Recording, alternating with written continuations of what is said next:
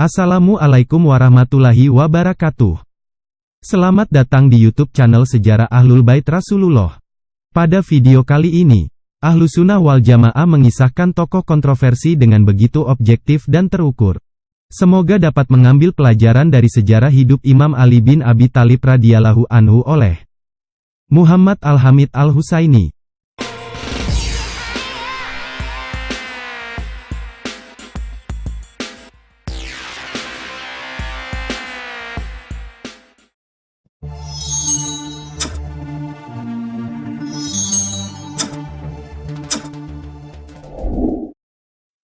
Putera Ka'bah.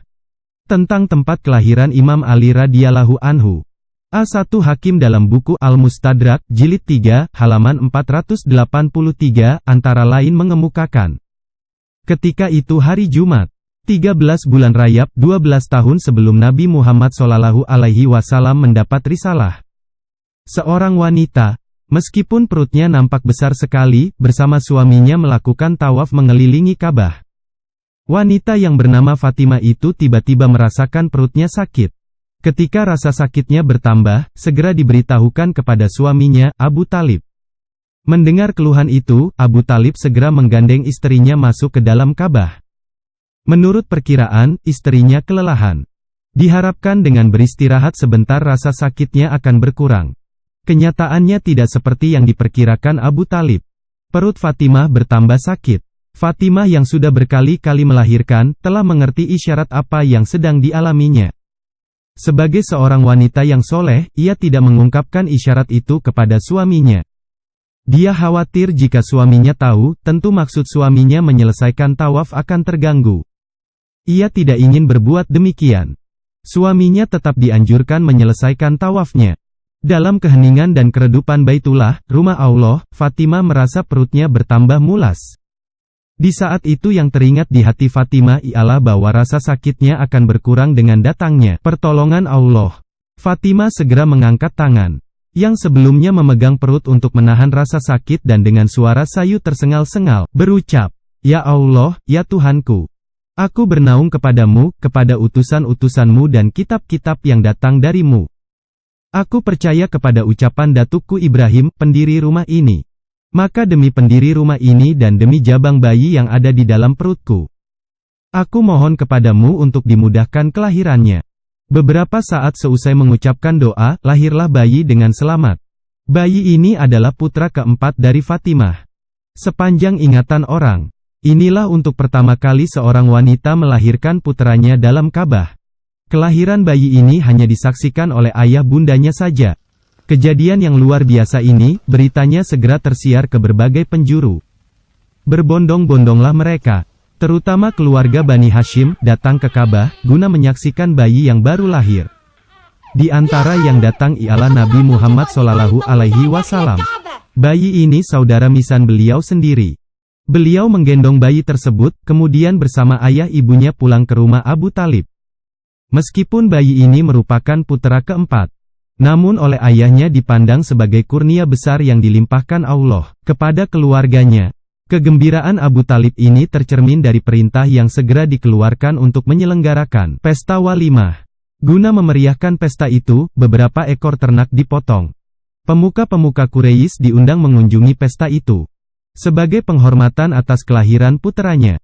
Pada kesempatan itulah Abu Talib mengumumkan pemberian nama Ali kepada puteranya yang baru lahir. Ali berarti luhur. Nama dan gelarnya. Sesungguhnya, sebelum berlangsung pesta walimah, di mana Abu Talib mengumumkan nama Ali bagi puteranya yang keempat itu, Fatimah telah memberi nama Haidarah, yang berarti singa. Satu nama yang diambil persamaannya dari nama Asad, nama datunya dari pihak ibu, yang juga berarti singa. Sementara orang mengatakan bahwa yang memberi nama Haidarah ialah orang-orang Quraisy. Tetapi sejarah membuktikan bahwa nama Haidarah itu sesungguhnya pemberian ibunya sendiri. Bukti sejarah ini dapat diketahui dari peristiwa perang tanding seorang lawan seorang antara Imam Ali radhiyallahu anhu melawan Marhaban. Dalam perang tanding itu Marhaban mengagul-agulkan diri dengan bait syairnya, "Aku inilah yang diberi nama Marhaban oleh ibuku, Imam Ali radhiyallahu anhu. segera menukas dan melanjutkan bait syair itu dengan kata-katanya. Aku inilah yang diberi nama Haidara oleh ibuku. Hanya saja nama yang diberikan ibunya menjadi tenggelam sesudah pengumuman ayahnya dalam pesta walimah, yaitu Ali. Ia lebih terkenal dengan nama Ali bin Abi Thalib. Ketika di bawah asuhan Rasul Allah Shallallahu Alaihi Wasallam, Imam Ali radhiyallahu anhu pernah diberi julukan Abu Turab, yang artinya si tanah. Pemberian julukan itu erat kaitannya dengan peristiwa ditemuinya Imam Ali radhiyallahu anhu di satu hari sedang tidur berbaring di atas tanah, yang menemuinya Nabi Muhammad Shallallahu Alaihi Wasallam sendiri. Beliau menghampirinya dan duduk dekat kepalanya sambil mengusap-usap punggungnya guna membuang debu tanah. Kemudian Nabi Muhammad Shallallahu Alaihi Wasallam membangunkannya seraya berkata, "Duduklah, engkau hai Abu Turab." Nama Abu Turab ini paling disukai oleh Imam Ali radhiyallahu anhu. Ia sangat bangga bila dipanggil dengan nama itu. Menurut Al-Basri, nama Abu Turab ini di kemudian hari oleh orang-orang Bani Umayyah dijadikan bahan ejekan guna merendahkan martabat Khalifah Imam Ali radhiyallahu anhu. Mereka mengatakan bahwa pemberian nama Abu Turab oleh Rasul Allah Shallallahu Alaihi Wasallam merupakan bukti tentang kekurangan dan kelemahan fitrahnya. Di samping nama-nama tersebut di atas, Imam Ali radhiyallahu anhu juga terkenal dengan panggilan Abul Hasan. Ini terjadi setelah kelahiran putra beliau, Al-Hasan. Selain dari nama-nama tersebut di atas, Imam Ali radhiyallahu anhu banyak sekali mendapat gelar dan yang paling populer hingga sekarang ialah Imam di bawah naungan wahyu. Ketika Imam Ali radhiyallahu anhu menginjak usia 6 tahun, Makkah dan sekitarnya dilanda paceklik hebat. Sebagai akibatnya, kebutuhan pangan sehari-hari sulit diperoleh bagi mereka yang berkeluarga besar dan ekonomi lemah. Seperti keluarga Abu Thalib, pukulan paceklik terasa parah sekali.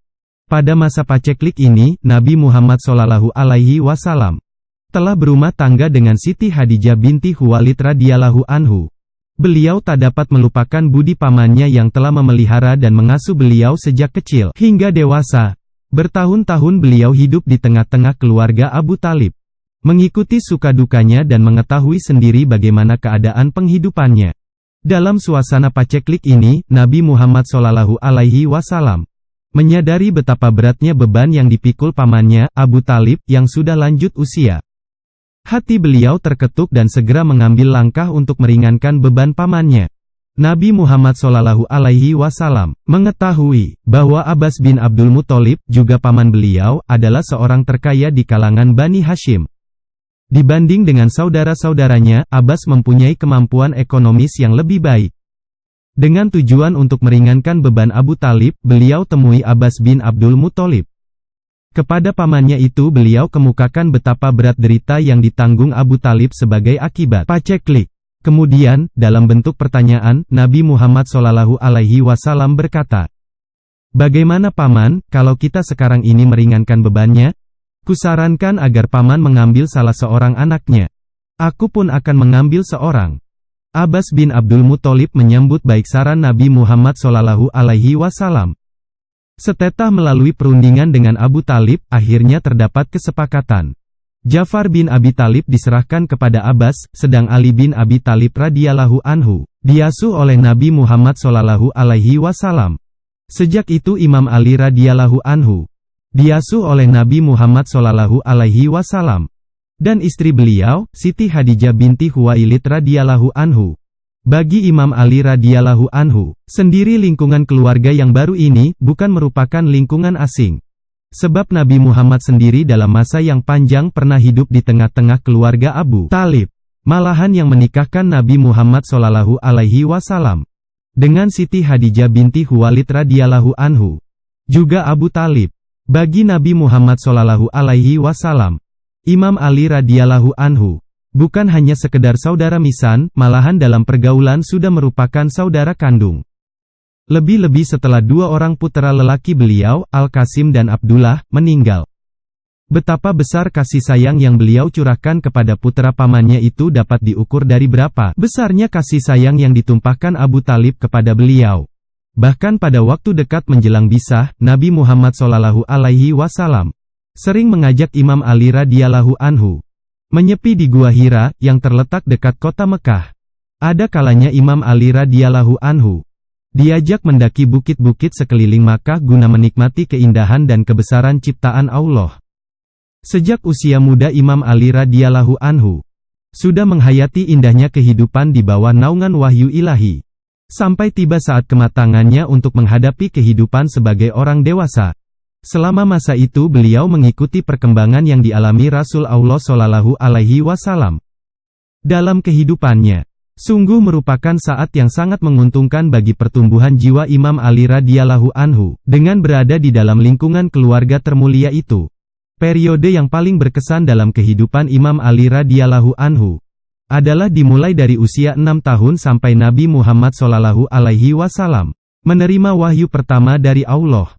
Imam Ali radhiyallahu anhu mendapat kesempatan yang paling baik, yang tidak pernah dialami oleh siapapun juga, ketika Nabi Muhammad Shallallahu Alaihi Wasallam sedang dipersiapkan Allah untuk mendapat tugas sejarah yang maha penting itu.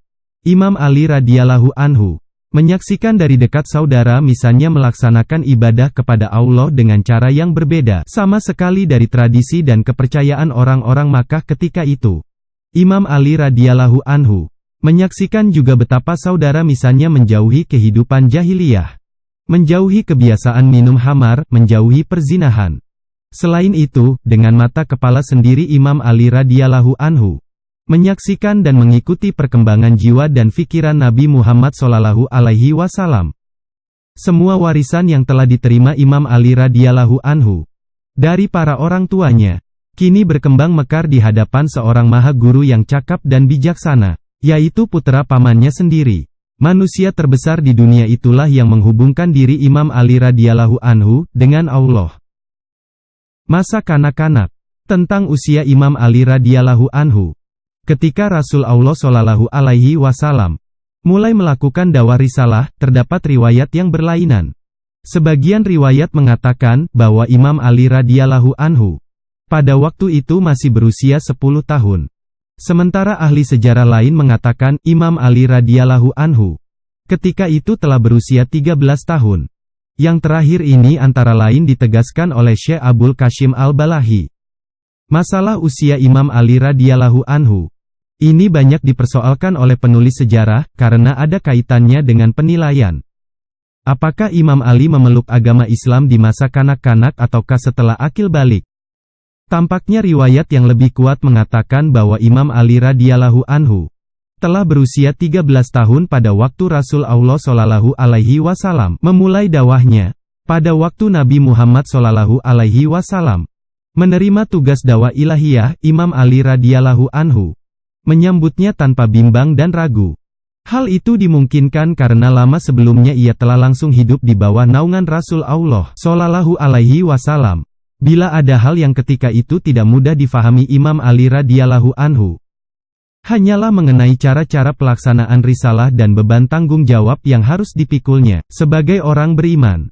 Pada waktu Rasul Allah Shallallahu Alaihi Wasallam menerima perintah Allah supaya melakukan dakwah secara terbuka dan terang-terangan, Imam Ali radhiyallahu anhu ikut ambil bagian sebagai pembantu.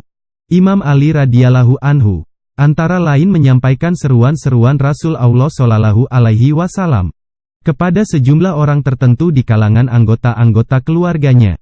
Tentang hal yang terakhir ini, Ibnu Hisham dalam riwayatnya mengemukakan bahwa Imam Ali radhiyallahu anhu pernah mengatakan dengan jelas bahwa Rasul Allah Shallallahu Alaihi Wasallam secara rahasia memberitahu kepada siapa saja yang mau menerima dari kalangan anggota-anggota keluarga dan familinya mengenai nikmat kenabian yang dilimpahkan Allah kepada beliau dan kepada umat manusia melalui beliau.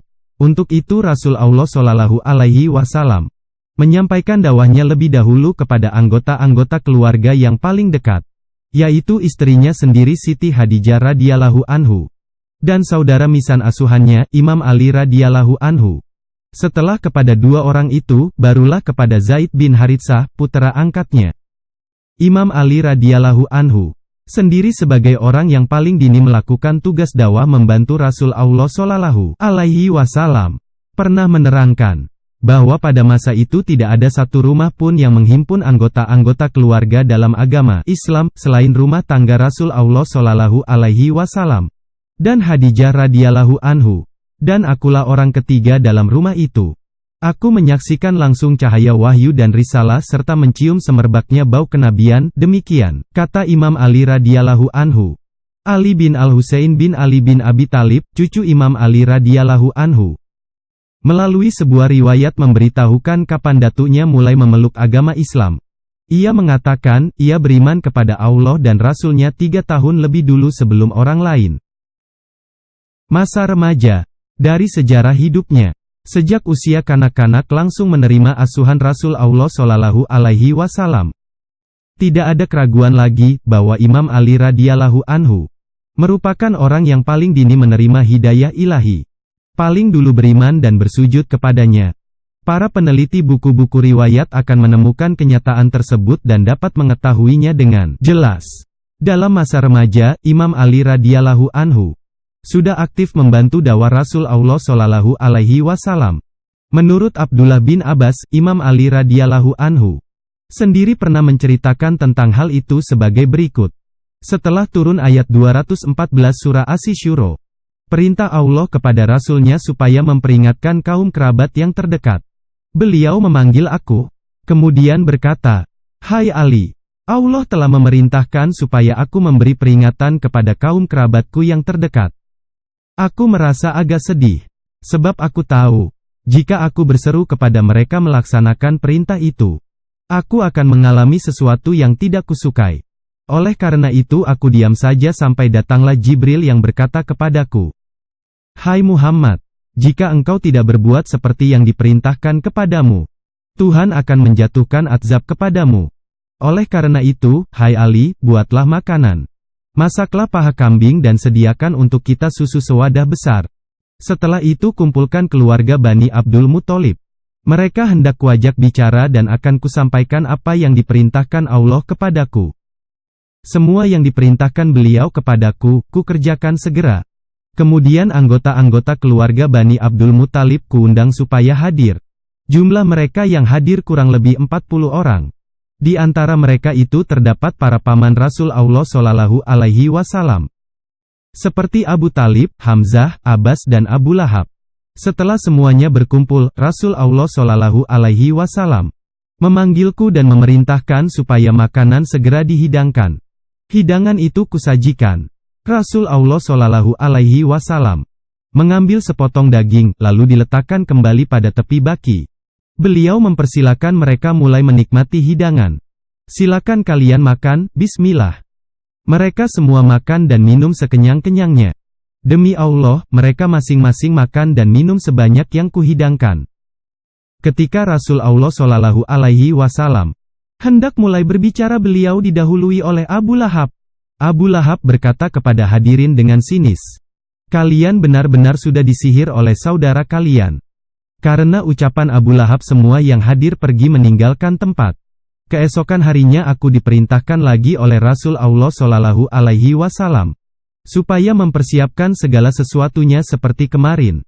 Setelah semua makan minum secukupnya, Nabi Muhammad Shallallahu Alaihi Wasallam berkata kepada mereka, "Hai Bani Abdul Muthalib, demi Allah, aku tidak pernah mengetahui ada seorang pemuda dari kalangan orang Arab yang datang kepada kaumnya membawa sesuatu yang lebih mulia daripada yang kubawa kepada kalian. Untuk kalian aku membawa kebajikan dunia dan akhirat. Allah memerintahkan aku supaya mengajak kalian ke arah itu. Sekarang, siapakah di antara kalian yang mau membantuku dalam persoalan itu dan bersedia menjadi saudaraku, penerima wasiatku dan khalifahku?" Semua yang hadir bungkam. Hanya aku sendiri yang menjawab, "Aku." Waktu itu aku seorang yang paling muda usianya dan masih hijau. Kukatakan lagi, "Ya, Rasul Allah, akulah yang menjadi pembantumu." Beliau mengulangi ucapannya dan aku pun mengulangi kembali pernyataanku. Rasul Allah Shallallahu Alaihi Wasallam kemudian memegang tengkukku, seraya berseru kepada semua yang hadir, "Inilah saudaraku, penerima wasiatku dan khalifahku atas kalian." Semua yang hadir berdiri sambil tertawa terbahak-bahak. Mereka berkata hampir serentak kepada Abu Talib, "Hai Abu Talib, dia, yakni Muhammad, menyuruhmu supaya taat kepada anakmu. Nada dengan apa yang dikemukakan Abdullah bin Abbas. Juga diriwayatkan oleh Abu Ja'far at-Tabari dalam bukunya At-Tarikh. Teris hadits tersebut merupakan hujah golongan Syiah. Itulah sekelumit riwayat tentang seorang muda remaja yang kemudian hari bakal menjadi pemimpin umat Islam. Seorang pemimpin yang dihormati tidak saja oleh kaum muslimin, tetapi juga oleh para ahlus zimah, yaitu kaum Nasrani dan kaum Yahudi yang bersedia hidup damai di bawah pemerintahan Islam.